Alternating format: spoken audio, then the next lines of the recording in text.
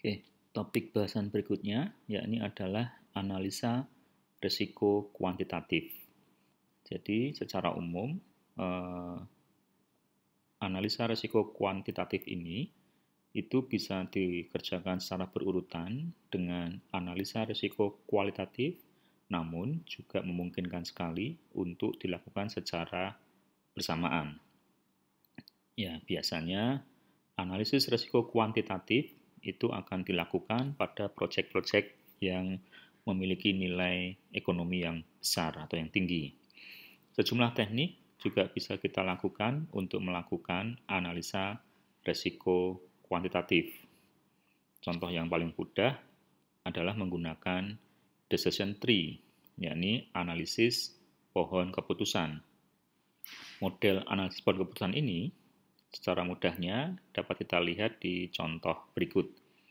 Jadi, untuk mendapatkan gambaran komparasi apakah proyek 1 atau proyek 2 yang nanti akan diambil, kita bisa menggunakan decision tree untuk menentukan expected monetary value. Jadi, nilai monetary yang diharapkan. Decision tree, sebagaimana namanya, ini akan membentuk pohon di mana pencabangan akan ditunjukkan sebagai pilihan. Jadi pilihan kita nanti adalah proyek 1 atau proyek 2. Seandainya proyek 1 itu memiliki sejumlah pekerjaan, di mana pekerjaan itu probabilitas berhasilnya atau suksesnya adalah 0,2, sementara pekerjaan yang berikutnya lagi adalah 0,8, dan proyek 2 memiliki 3 macam pekerjaan, di mana probabilitasnya adalah kurang lebih seperti yang tampak di sini. Nah, expected monetary value merupakan produk atau hasil kali dari probabilitas dengan outcome yang didapatkan atau even monetary value. Jadi perkalian ini menghasilkan expected monetary value. Jadi outcome yang diharapkan misalnya 300.000 US, kemudian 40.000 US dalam konteks pengeluaran, kemudian yang proyek 2 minus 50.000, minus 20.000, dan 60.000. Ya, sekilas kalau kita lihat sepertinya lebih baik kita memilih yang outcome-nya besar. Namun, setelah kita lihat perhitungan expected monetary value, kita mendapati bahwa proyek 1 untuk pekerjaan yang awal itu kita bisa mendapatkan nilai expected monetary value-nya 60.000 US. Sementara untuk pekerjaan yang kedua itu kita minus 32.000 US. Sehingga kalau di total proyek 1 nilai IMF-nya adalah 28.000. Sementara proyek 2 dengan konteks yang sama itu justru menghasilkan 30.000 US dollar. Jadi ini adalah bentuk kuantifikasi risiko, kemudian diimplementasikan menggunakan decision tree untuk menentukan expected monetary value. Oke.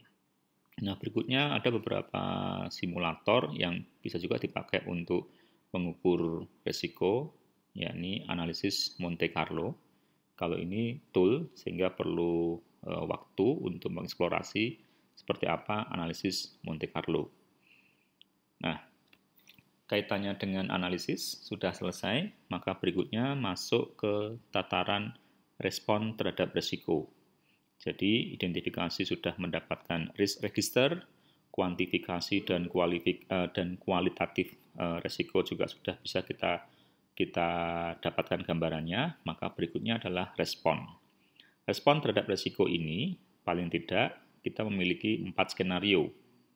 Hampir sama seperti sifat-sifat risiko yang tadi sebelumnya kita bahas, yakni ada risk avoidance, strategi untuk menghindari risiko, risk acceptance, strategi untuk menghadapi risiko, risk transference, strategi untuk memindahkan risiko, dan risk mitigation, strategi untuk mengurangi risiko. Oke, saat ini misalnya dalam konteks new normal di momen-momen pandemik seperti sekarang ini, posisi kita ada di risk acceptance. Ya, di mana risk acceptance berarti kita harus dealing with, jadi kita menghadapi resiko corona. Konsep ini berarti kita mendapatkan keuntungan dalam artian kita bisa mendapatkan hasil dari pekerjaan kita misalnya, atau kita bisa belajar lebih luas melalui perkuliahan secara offline misalnya, itu merupakan benefit yang didapat. Namun demikian, resiko yang harus kita perlu perhatikan adalah resiko terpapar virus corona. Nah, risk acceptance kita hadapi itu, tapi tentunya berarti dengan beberapa strategi untuk melakukan pencegahan. Oke. Nah, selanjutnya ini contoh saja strategi mengurangi resiko yang mungkin bisa terjadi di konteks-konteks teknikal, pembiayaan, dan jadwal. Jadi hal-hal seperti ini misalnya, menekankan support team dan menghindari struktur project yang dikerjakan secara mandiri.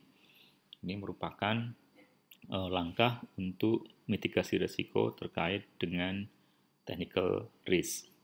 Kemudian, kaitan berikutnya lagi, untuk meningkatkan misalnya kepastian bahwa tidak akan ada surprise atau kesalahan yang berlarut-larut, nah mungkin perlu dilakukan meningkatkan frekuensi monitoring pada project. Oke. Untuk cost misalnya, untuk memastikan estimasinya bisa tergambar dengan jelas, kita bisa menggunakan work breakdown structure. Oke. Kemudian memastikan jadwal project itu bisa pas, select the most experienced project manager. Ini adalah langkah-langkah yang memungkinkan kita terhindar dari berbagai risiko negatif. Oke. Nah, sementara untuk risiko positif justru bukan untuk dihindari. Kalau kita lihat di sini beberapa strategi merespon risiko positif, justru kita akan gali lebih dalam. Kita eksploitasi risiko, pembagian risiko, peningkatan risiko, penerimaan risiko. Jadi ini merupakan lebih kepada tindakan eksploratif untuk mendapatkan risiko lebih banyak lagi. Dengan catatan, risiko itu tergolong sebagai risiko positif. Nah, jangan lupa juga tindakan terhadap risiko. Jadi ada kejadian yang sudah diidentifikasi sebagai risiko, maka ketika tindakan itu kita coba untuk anulir atau kita kurangi, maka terkadang masih tetap menyisakan risiko kembali. Mungkin sebagai contoh mudahnya adalah ketika kita memiliki satu buah server, so anggap sebagai primary server. Nah, tentunya akan sangat risiko kalau kita hanya memiliki satu server. Maka ada baiknya kita punya backup server. Nah, apakah dengan adanya backup server, maka risiko kerusakan server akan selesai? Tidak tentunya. Akan ada sisa risiko yang muncul lagi. Apa? Jika seandainya backup servernya pun juga bermasalah. Nah, mungkin kita masih butuh lagi second backup server. Ya, bergantung kepada urgensinya, apakah layanan yang ada di server merupakan layanan yang sangat-sangat penting, sehingga kita butuh sampai skenario sampai ke 2 atau 3 lapis. Nah, itu dalam rangka untuk mengurangi risiko residual. Nah, sementara itu, risiko sekunder adalah risiko lain yang kita akan dapatkan setelah sebuah risiko dilakukan antisipasi. Ya, sebagai contoh misalnya, kasus kita memiliki 2 server tadi. Server primary akan bisa sedikit bernapas lega karena memiliki backup server. Namun ketahuilah dengan adanya 2 buah server, maka tentunya konsumsi daya yang kita butuhkan juga semakin besar. Itu adalah risiko sekunder. Oke.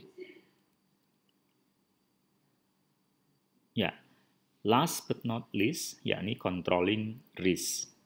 Jadi tidak kalah penting, perlu sekali untuk memperhatikan kegiatan yang tergolong dalam aktivitas mengendalikan risiko. Ya, aktivitas ini secara umum memastikan bahwa respon yang nanti akan dilakukan saat sebuah risiko terjadi itu benar-benar respon yang sesuai dengan apa yang sudah ada dalam perencanaan manajemen risiko.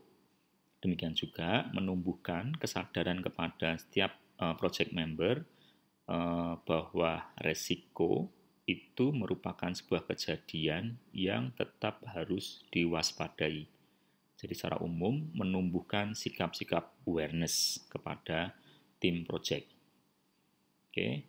Nah, beberapa output utama yang mungkin bisa dihasilkan pada tahapan pengendalian risiko, yakni adalah update informasi kinerja.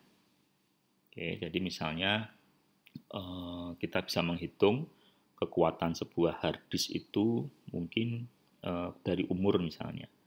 Nah, dari umur kalau ada pantauan bahwa hard disk itu sangat penting, karena dari umur juga sangat signifikan, maka kita perlu memberikan informasi mengenai umur hard disk tersebut. Sehingga jika ada kesalahan atau kerusakan yang mungkin terjadi karena faktor umur, sudah ada tindakan antisipasinya. Kemudian bisa jadi muncul juga dokumen request of change. Jadi misalnya saja di dalam tahapan pembuatan dokumentasi perencanaan manajemen risiko, kita sudah membuat skenario untuk penanganan sebuah risiko tertentu. Namun demikian ternyata penanganan tersebut tidak memberikan hasil yang baik, maka tentu kita bisa melakukan request of change, jadi permintaan perubahan terkait dengan respon terhadap sebuah risiko. Yang selebihnya lagi, ada juga dokumen yang dihasilkan, yakni update rencana manajemen proyek. Jadi tadi kalau seandainya ada risiko yang responnya kita rubah, maka itu bagian dari update rencana manajemen proyek. Oke, mungkin itu saja diskusi kita untuk software yang bisa digunakan untuk membantu manajemen proyek. Sepertinya softwarenya tidak begitu complicated. Kita masih bisa menggunakan dokumentasi menggunakan MS Word dan Excel. Oke, ini mungkin hasil dari manajemen risiko yang diharapkan. Ya, secara umum mungkin orang akan melihat proyek yang kita kelola adalah proyek yang sepertinya santai saja ketika dikerjakan.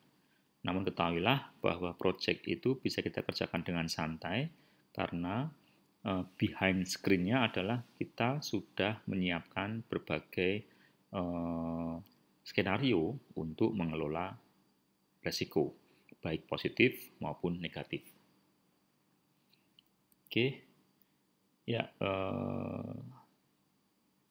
ini last slide-nya. Jadi secara umum manajemen risiko adalah seni dan ilmu yang digunakan atau diimplementasikan untuk mengenali, menganalisis, kemudian mencoba menyiapkan skenario untuk menanggapi risiko sepanjang proses pengembangan proyek sedang berlangsung. Sementara proses utamanya ada 6.